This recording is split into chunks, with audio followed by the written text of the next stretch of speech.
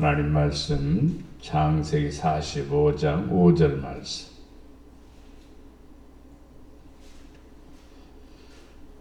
창세기 45장 5절 말씀. 당신들이 나를 이곳에 팔았다고 해서 근심하지 마소서, 한탄하지 마소서. 하나님이 생명을 구원하려시려고 나를 당신들보다 먼저 보내셨나이다. 아멘. 자, 오늘 말씀에 요셉은 형제들의 그 방문을 받게 되죠. 형제들의 마음을 안정시키고 걱정하지 말라고 권면하고, 이렇게 된 일들은 하나님의 놀라운 섭리와 계획 속에서 이루어진 것이므로 걱정하지 말라고 형제들을 안정시키는 그런 모습을 볼 수가 있습니다. 이것을 통해서 우리는 형제에게 우리는 어떤 태도를 가지고 살아야 될 것인가? 형제라고 하면 가족 관계만 형제로 생각하는데, 성경에서는 형제는 가족 관계뿐만 아니라 이웃도 형제로 표현할 때가 많습니다. 왜냐하면 형제는 다 이웃이라고 이렇게 봅니다. 제가 아는 윤 목사님이 계시는데 그분이 파평윤 씨라고 그래요. 그래서 우리 할머니도 파평윤 씨라고 그러니까 그 목사님, 우리하고 같은 집안이래 그러면, 그러면서 굉장히 반가워하는 모습을 볼 수가 있었습니다.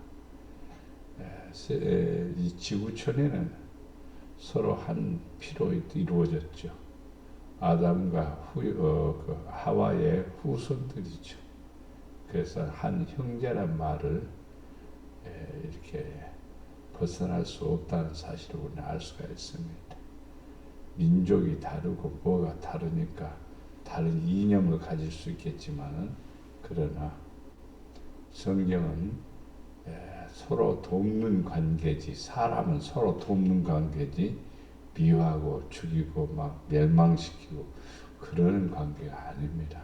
서로 돕고 서로 사랑하고 협력하는 관계로서 하나님은 사람을 이렇게 창조하셨습니다. 그래서 형제를 사랑하는 것이 마땅한 일이죠. 오늘 말씀을 통해서 형제들을 위로하는 모습을 볼 수가 있습니다.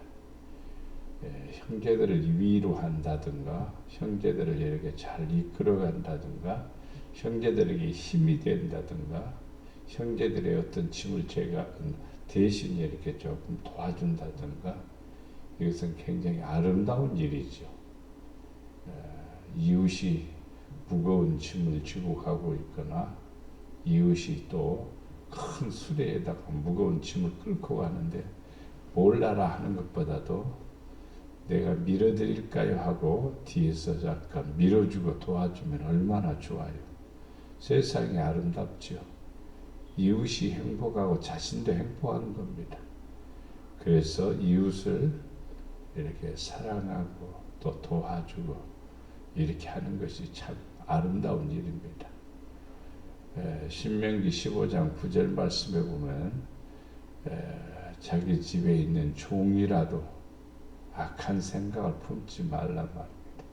나는 주인이고 당신은 종이다. 그러면서 사람을 함부로 대하거나 그릇되게 하게 되면 안 됩니다. 하나님은 그걸 보고 그 집을 축복하기도 하지만은 멸하기도 합니다. 그러기 때문에 존중히 여기라고 그렇게 말하고 있고, 또 소중하게 여기라고 말하고 있습니다. 왜냐하면 형제라는 의미를 가졌기 때문이죠. 종이라는 생각을 전혀 안 하고 형제란 말을 씁니다.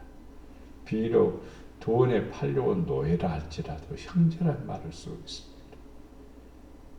그러니까 형제의 마음을 아프게 하면은 하나님이 아픈 거예요. 그래서 항상 우리는 남을 배려하는, 남을 좀 이해해주고 포옹해주는 그런 삶을 살 때 하나님의 마음, 아버지의 마음을 품고 살게 됩니다. 누가복음 22장 32절에 보면은 내가 너희를 위하여 믿음이 떨어지지 않기를 기도하였노니 너희는 돌이킨 후에 내 형제를 굳게 하라. 형제들에게 굳게 하기 위해서는 내가 뭔가 희생하고 뭔가 붙들어 주고 뭔가 실천하고 하는 그런 것들이 필요하죠. 요셉은 형제들 앞에서 형님들 걱정하지 마세요. 또 고민도 하지 마세요. 형님들이 애굽에다 나를 파는 게 아니라 하나님이 나를 먼저 보낸 겁니다. 형님들 살리려고 우리 가정 살리려고 나를 먼저 보낸 겁니다. 참 이렇게 말을 해도 이쁘게 말하고 멋지게 말하지 않아요. 근데 사람을 막 공박하고 무시하고 막 그냥 아주 그냥 종처럼 아니면은 그냥 자기보다 아주 하찮은 그런 사람처럼 대하면은 하나님이 싫어하십니다. 굉장히 싫어해요. 굉장히 싫어한다는 말은 하나님이 고개를 돌리고 아니면은 고개를 설레설레 젖어버리는 거죠. 우리는 그럼 얼마나 못된 사람이 된다는 것을 알 수가 있죠. 그래서 형제를 굳게 하라, 사랑하라, 도와주라, 이로해주라, 위해하라, 존경하라. 그리고 주를 섬기듯이 또 형제도 이렇게 잘 섬기고 봉사하고 희생하라 이렇게 말했습니다. 모든 그리스도인들은 이웃을 남을 나보다 더 낫게 여기라고 그랬어요. 근데 남을 나보다 우습게 여기거나 또는 하찮지 않게 이렇게 보게 되면은 그것은 큰 죄입니다. 큰 죄에 해당되는 거예요. 왜냐하면은 사람 속에는 주님이 계시기 때문이죠. 또 하나님이 창조한 피조물이기 때문이죠. 피카소가 그림을 그렸는데 우스꽝스럽게 그렸다고 그림도 알지도 못하는 사람이 막 그 사람을 비난하고 이 그림 뭐야 이렇게 하고 조롱하게 된다면은 나중에 피카소의 작품이라고 알게 되면은 깜짝 놀라게 될 거죠. 모든 사람은 하나님의 피조물입니다. 하나님의 창조물입니다. 그렇기 때문에 어떻게 해야 돼요? 소중히 여겨야 되고 귀하게 여겨야 되고 존경해야 되고 위에 사랑해야 되고 또 섬길 줄 아는 사람이 되어야 됩니다. 두 번째, 하나님은 생명을 구원하시는 분이시죠. 하나님은 큰 구원으로 사람들의 생명을 보존하고 후손들을 지켜주시려고 이렇게 하기를 원하는 것이 하나님의 뜻이죠. 창세기 45장 7절에 하나님 큰 구원으로 당신들의 생명을 보존하고 당신들의 후손을 세상에 두시려고 나를 당신들보다 먼저 보내셨나이다. 그랬습니다. 그러니까 이것은 굉장히 소중한 일이죠. 이렇게 50장 20절에는 당신들은 나를 헤아려 하였으나 하나님은 그것으로 손으로 바꾸사 오늘과 같이 많은 백성의 생명을 구원하게 하셨나이다. 이렇게 표현하고 있습니다. 우리를 보낸 것은요, 이웃에게 유익을 주려고 보냈다. 자기 자신을 그렇게 하면은 자기의 어떤 자부심이 생길 수가 있고 또 내가 어떤 일을 해야 된다는 것이 생길 수가 있죠. 사람이 어떤 일을 해도 돈만 벌어야 되겠다 이렇게 생각하는 사람하고 이것을 내가 함으로써 사람들에게 편리를 주고 이웃에게 유익을 준다 하면은요 더 많은 소득이 되고 더 많이 하나님께서 쓰십니다. 그렇게요. 근데 돈 하다가는 오히려 실패하게 됩니다. 자그마한 일이라도 헌신적으로 생각하고 또 이웃을 사랑하는 마음으로 생각하고 이웃에 도움이 되는 어떤 생각을 하게 되면은 잘 되게 됩니다. 어떤 식당에 가서 보면은 잘 되는 식당들의 하나의 특징들을 간혹 저는 봅니다. 유심히 둘러보면은 몇 가지가 있는 것들이 발견해요. 어떤 그 표창장들이 걸려있는 가게들이 간혹 있어요, 보면은. 뭔 좋은 일 많이 해가지고. 식당에 그런 분이 있죠. 어떤 건 그런답니다. 한 달에 한 번씩 어려운 사람들 있어 무료로 식사를 대접해 주니까 식당이 더 잘 되는 거예요. 식당이 잘 되기 위해서 그런 것은 아니에요.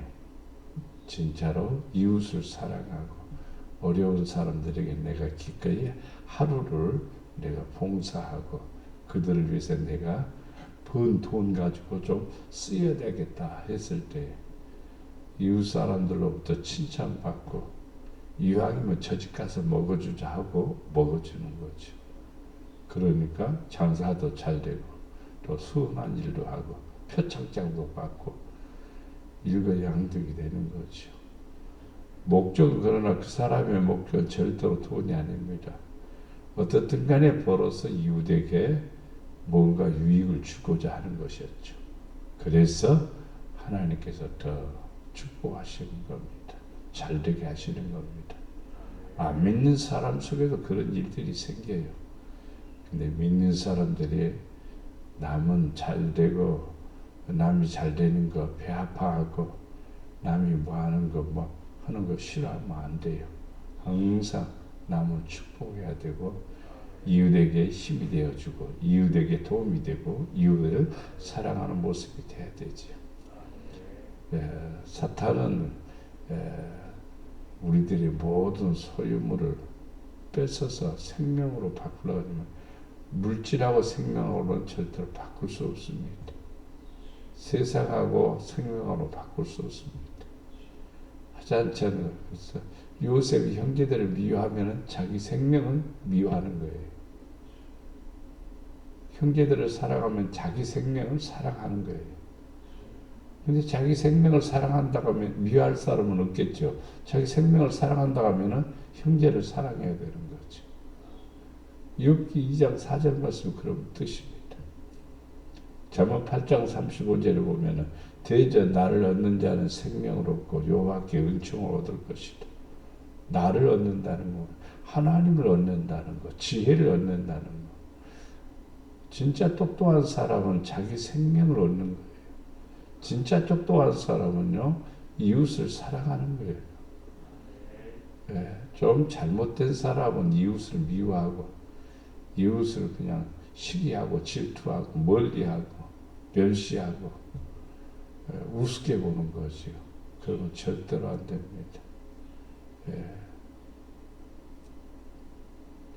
좀 지체가 부자연스러운 사람 옆에서 흉보게 되면은요, 부모가 화가 날까요, 안 날까요? 부모가 분명히 화를 냅니다. 하나님이 천지를 창조하셨습니다. 이웃도 창조한 겁니다. 조금 부족해도요, 하나님의 창조물이잖아요. 형제잖아요. 그러니까 우리는 무시하거나 멸시하거나 혹은 멀리하거나 또는 미워하거나 그래서는 안 됩니다.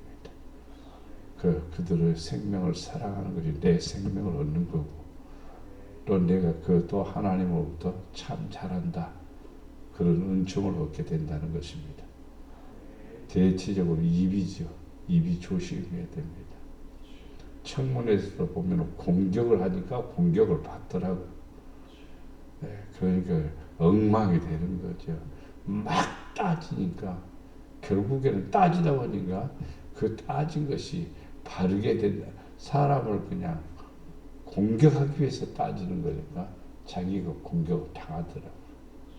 입을 지키는 사람, 입을 지키는 사람, 자기들이 어떤 큰 권세를 가졌으니까 우리는 너보다 더 높은 권세야.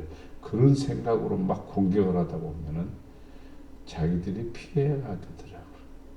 입을 지키는 자는 자기의 생명을 보존하는 입술을 크게 벌리는 사람, 입술을 크게 벌리는 사람, 함부로 말하는 사람, 멸망이 온다 그랬습니다. 함부로 말하면 안 됩니다. 조심해야 돼요. 그래서 요셉이 형제들 잘 만났다 그러면서 그냥 막 함부로 욕하면 안 되죠. 또 총리고, 형제들은 애국에서 온 바로 사람들입니다. 모른 척하고 그냥 그들을 어떻게 힘들기도 할 수가 있겠죠. 그러나 자루 속에 돈도 넣어주고, 어떻게든지 그 힘이 되어주고, 어떻게든지 일을 해주는 그런 모습을 볼 수가 있고, 어떻게든지 더 오랫동안 같이 있고 싶고, 더 품어주고 싶어하는 그런 마음으로 충만하고 있는 그런 모습을 볼 수가 있습니다. 그러니 하나님이 기뻐하시죠. 요한복음 10장 10절에 보면 도적이 오는 것은 도둑질하고 죽이고 멸망시키려는 것뿐이요 내가 온 것은 양으로 생명을 얻게 하고 더 풍성히 얻게 하려는 것이라. 예수님도 그렇게 하면 내가 온 것은 뭐하러? 양들, 이웃이단 말입니다. 사람들입니다. 양이 아니에요. 네 발로 기어다니는 양이 아니라 사람이에요. 사람들의 생명을 얻기 위해서, 더 풍성히 얻기 위해서 내가 왔다. 그리고 희생하시는 거죠. 도와주는 거죠. 인도하는 거죠. 책임지는 거죠. 근데 도둑놈은 아닙니다. 도둑놈은 상대방이 있는 거 어떻게든지 뺏으려고 하고, 어떻게든지 훔쳐가려고 하고, 어떻게든지 막 계획을 세워서 그들로 하여금 실패하고 나는 성공하고 나는 위가 되고 그들은 밑으로 처지게 되고 그런 그 이기주의와 또 교만과 비이성주의라고 이렇게 얘기합니다. 비이성이란 말은 하나님은 사람을 이성주의로 만들었어요. 바르게 판단하고 의롭게 판단하고 선하게 살게끔 만들어놨어요. 근데 비이성이란 말은 짐승과 같이 행한다는 뜻입니다. 바르게 도덕성이 망가졌다는 것이고, 그리고 밝고 오름이 된 것이 망가졌다는 거예요. 그래서 우리는 이 세상 살아가면서 항상 이웃을 사랑해야 됩니다. 마지막에는 나를 통해서 일하시는 하나님이십니다. 요셉을 통해서 가족을 구원하는, 가족의 생명을 이렇게 구원하는 그 역할을 하게 하시죠. 우리도 어떤 부분에서 역할을 하도록 하나님이 우리를 보내주셨습니다. 근데 그 역할에 대해서 소홀히 하면 안 됩니다. 그리고 기도해야 돼요. 하나님, 나도 한 모퉁이의 역할을 하게 하옵소서. 교회에 이제 지금 벽돌로 짓었으니까 그게 이해가 안 되지만은 기둥으로 세우잖아요. 기둥이란 말이죠. 집을 지을 때 기둥을 세우고 석가래가 있고 막 그렇죠.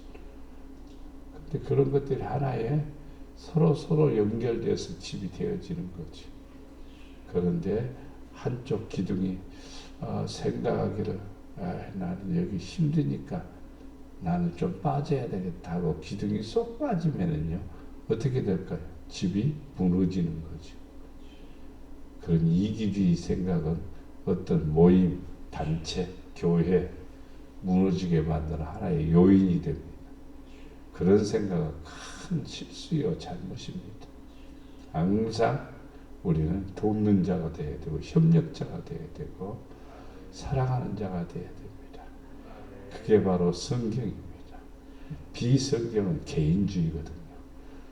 성경은요 항상 한 지체의 중심입니다. 예수님하고 나하고 이웃과 하나가 되는 거예요. 그랬을 때 하나님 기뻐하신 것이죠. 누가복음 19장 10절에 인자가 온 것은 잃어버린 자를 찾아 구원하려 하심이라. 내가 온 것은 작은 어떤 어려운 작은 일이든지 큰 일이든지 무엇인가의 역할을 하기 위해서 왔다는 것입니다. 기계도 부품이 여러 가지가 있죠. 큰 톱니바퀴가 있고 적은 톱니바퀴가 있고 그 톱니바퀴를 고정해주는 나사도 있는데 아주 지극히 적을 수도 있어요. 그러나 그 나사못이 있음으로써 그 기계가 돌아가는 것이죠. 역할이죠. 우리는 크든지 적든지 크다고 자부하고 폼 잡을 필요도 없어요. 그냥 하는 역할로서 감사할 일이지. 또 작으면 작은 대로 또 우리가 열심히 해나가면 그 역할로서 하나님이 기뻐하시는 거죠. 하나님은 이 땅에 우리를 보내주셨습니다. 뭐 하려고? 이웃을 위해서, 이웃을 구원하려고, 이웃을 사랑하라고, 이웃을 도우라고 보낸 것입니다. 사도행전 7장 37절에도 예수님께서 은혜를 우리에게 주신 것을 이제 사도행전 7장에서는 스데반이 설명을 하죠. 내 백성이 애굽에서 괴로움 받는 것을 내가 확실히 보고 그 탄식하는 소리를 듣고 그들을 구원하려고 내려왔노니 이제 내가 너를 애굽으로 보내리라. 누구냐? 모세였죠. 모세의 사건을 스데반은 예수님의 사건을 이제 전환시키는 겁니다. 모세가 애굽에서 고생하던 이스라엘 백성들을 구원하려고 하는 것처럼 예수님을 이 땅에 보내주셔서 우리를 구원하려고 보내셨다. 그 예수님을 우리는 믿어야 된다. 그 예수님을 사랑해야 된다. 이렇게 말하고 있습니다. 그럼 우리들 이웃에게도 똑같은 일들이 벌어질 수 있는 거예요. 하지 않다고 생각하면 안 돼요. 항상 모든 사람은 나의 도움이 될 수가 있는 거예요. 나에게도 큰 힘이 될 수가 있는 거예요. 그리고 내가 또 그들에게 도움이 되고 힘이 될 수 있는 겁니다. 로마서 11장 14절에 보면은 내 권력을 아무쪼록 시기하게 하여 그들 중에서 얼마를 구원하려 함이라. 이웃을 사랑해야 됩니다. 이웃을 소중히 여겨야 됩니다. 오늘 기도하면서 주여 형제들에게 힘이 되고 위로가 되게 하옵소서. 우리 자신이 주여 나의 생명을 얻고 구하는 자가 되게 하옵소서. 이웃의 생명을 얻게 하고 또 구하는 자가 되게 하옵소서.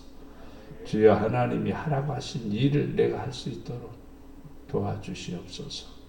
이렇게 기도하는 시간 되기를 바랍니다. 사랑과 은혜가 풍성하신 아버지 하나님, 요셉은 형제들에게 나를 이곳에 판 것 때문에 고민하거나 걱정하지 말라고 권합니다.